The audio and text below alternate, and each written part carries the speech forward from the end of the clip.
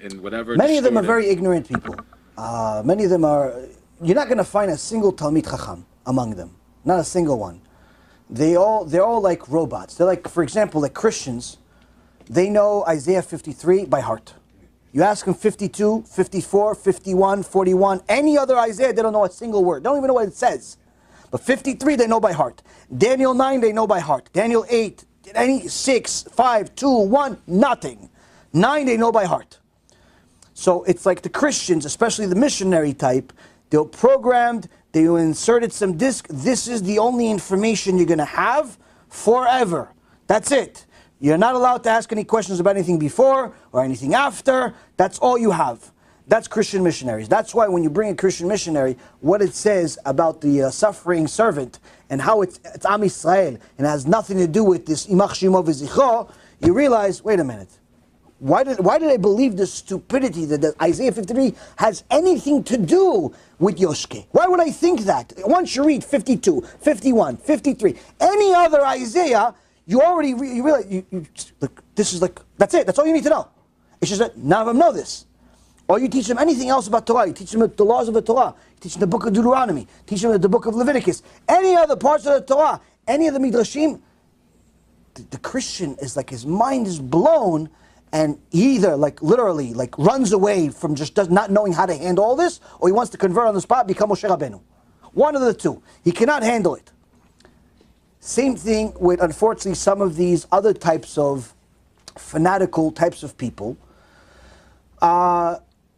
including many of the Muslims.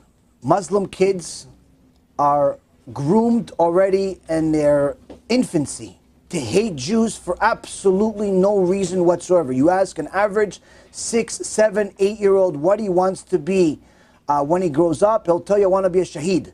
I want to be a, wants to pretty much, put bombs around himself and kill a bunch of Jews. Why? Can he'll repeat the verse from the Quran of how a Muslim, there's a Jew hiding behind me. What? The rock is talking to the Muslim, telling him that there's a Jew hiding behind him. Come kill him. That's every little 6, 7, 8-year-old, 9-year-old Muslim kid knows this by heart. So, but he doesn't know anything else. He doesn't know that it's Musa, it's Moshe Rabbeinu, may his name be blessed. He doesn't know Avraham, Yitzchak, and Yaakov. He doesn't know any of that stuff. He doesn't know that Am Yisrael is blessed. He doesn't know any of that stuff. He just knows that part. Why? Because he was groomed to be a terrorist.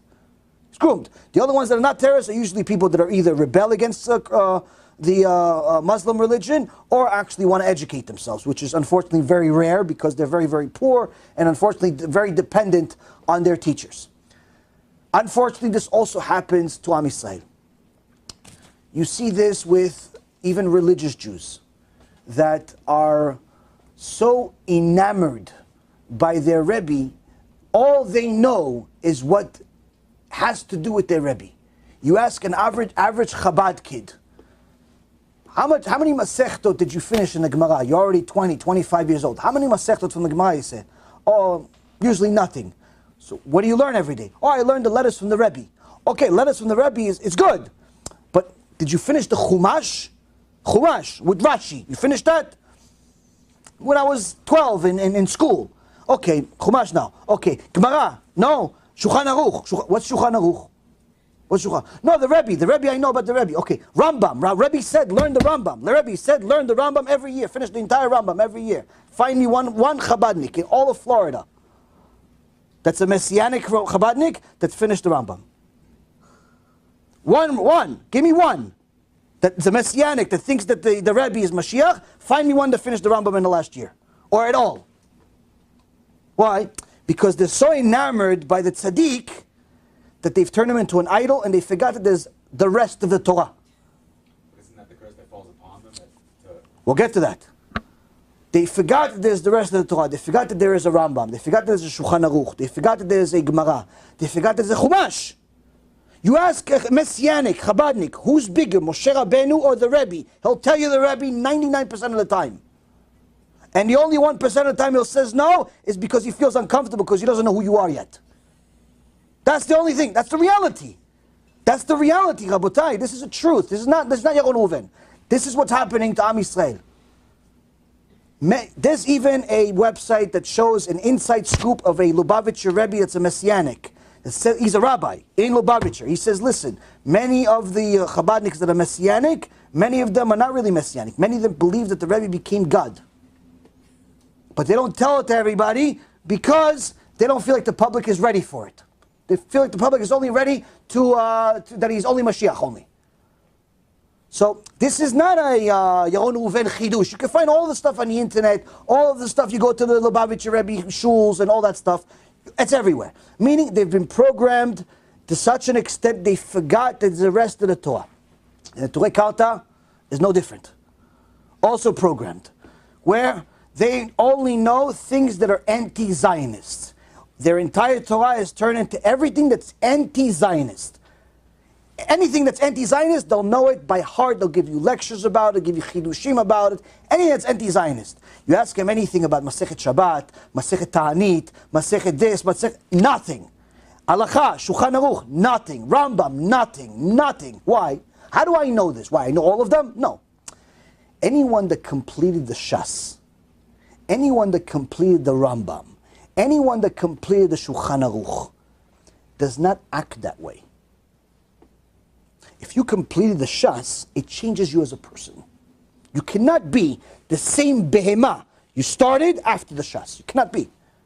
Unless you study the fake Shas, like the Daf Yomi shiurs. You go there for an hour, sit there like some cow, and somebody's talking, and after 7 years he says, oh, you finished the Shas, kol hakavod, let's go to Madison Square Garden, you finished the Shas. There's a Shas in Alaim. You finish the Shas by learning and toiling and sweating bullets for hours just to finish one daf and understand 1% of it. Then you finish the Shas. Going to the shul for an hour a day, good, kol hakavod, it's better than nothing. But you didn't finish the Shas. Let's not joke ourselves. You didn't finish the Shas. Finishing the Shas is toiling like the Rabbi over here. Every day you learn. Every day you learn. You don't feel like learning, you learn anyway. It's tired, you learn anyway. It's 3 o'clock in the morning, you learn anyway. You got problems, you learn anyway. Why? Because you have a mission in life. Someone that does that day and night, doesn't act that way. Doesn't act that way. You don't want people to die. You don't want people to die just because they are living in Eretz Yisrael. They're not automatically Reshaim. Why? Because you see, in Eretz Yisrael, there are a lot of Reshaim, but there's even more Tzadikim. There are many Tzadikim in Eretz Yisrael. Many Gdolei Ador. Many huge people. What, you want them to die also? Because they live in Eretz Yisrael? Where does it say that in the Torah? Find me one place in the Torah that says that. So that's the thing. When you're programmed to focus and become obsessed with one particular thing, the Zohar Kadosh says, I don't have to influence you anymore. The Yetzer Hara takes a break. Why?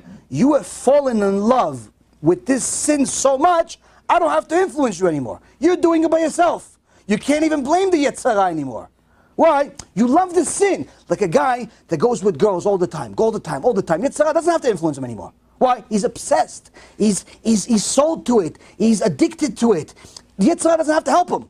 Why? He can't be alone. He has to call. Oh, what are you doing today? Where are you? Where are you going? Oh, constantly needs it. It's like a morphine addict.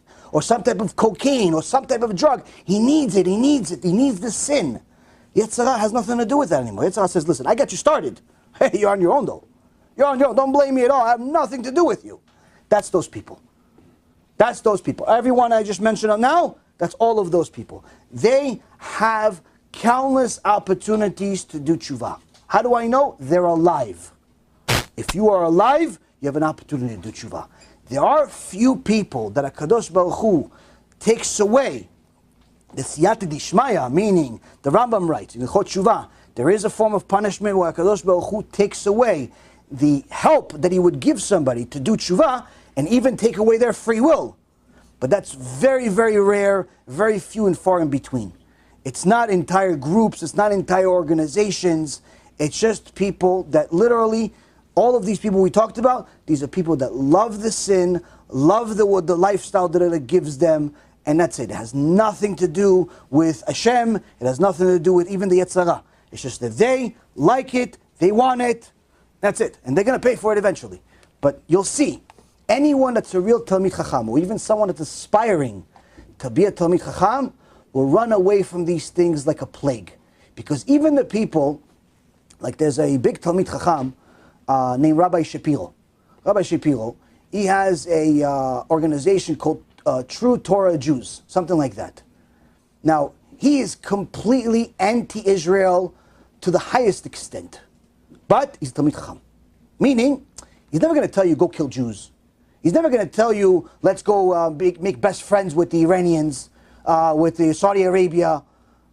He's never going to tell you that. And he gives shurim about everything. Not just about Zionism and anti-Zionism. We'll give you shurim and chidushim about Gemara, about Tosfot in the Gemara, about complicated, huge, big issues. You may disagree with his political stance. You may disagree with even the way he communicates some of the things. But you're not going to disagree that he's a Talmid Chacham. He knows what he's talking about. So you see that this person spends hours and hours and hours learning Torah. Yes, he hates Zionism with a passion. And I agree with him in many aspects of it. But he's not psychotic. He's not a crazy person that has lost the concept of human life, of just logic. He didn't lose himself in the name of Torah. He still learns Torah, still completes the Shas, still learns everything, still does what he needs to do, and that's it. You ask him a question, he'll give you a normal answer. He's not going to connect everything to Zionism. And that's what happens with all of these organizations that I told you. Any question that you ask them, they're always going to connect to their obsession. You ask the Neturei Karta something, what do you think Moshe Rabbeinu was doing in Parashat Exodus when he first got the news? Oh, that's Moshe Rabbeinu really was telling us the prophecy about Bibi Netanyahu. And how much what Bibi Netanyahu? It's Exodus. We haven't even started yet. How does that have to do with Exodus? How does that have to do with Bibi Netanyahu? Everything's connected to that. Why? Because they're obsessed. You ask the Chabadnik, what does it say over here in Parashat Ekev? Moshe Rabbeinu is rebuking the nation. Yeah, but the Rebbe was a tzaddik. And okay, what does that have to do with the Rebbe? I asked you, what does it say? What does the Rashi say? Not Rebbe, Rashi. Yeah, but Rebbe though. But I said Rashi. Do you know what Rashi said? Yeah, I know, Rashi said something, but let me tell you what the Rebbe said. Okay, kol hakavod to the Rebbe is Kodesh Kodeshim, but there's also Rashi, comes 900 years before him. You don't know what he said? No, Rebbe's Mashiach. What does that have to do with what I said? What does that have to do with anything? What is that? But that's the thing, it's an obsession. It's an obsession with a certain thing. And it literally puts the entire Torah aside and desecrates the Torah, desecrates the name of Hashem. We are Jews. The Jews are obligated to follow the Torah of HaKadosh Baruch Hu. Not a person, not a movement, not a nothing. We call it Orthodox Judaism for lack of a better name. In reality, it's Judaism. That's it. Everything else is simply not Judaism. There's no modern Orthodox and half-Orthodox and ultra-Orthodox or even Orthodox. There's either you're a Jew or you're not.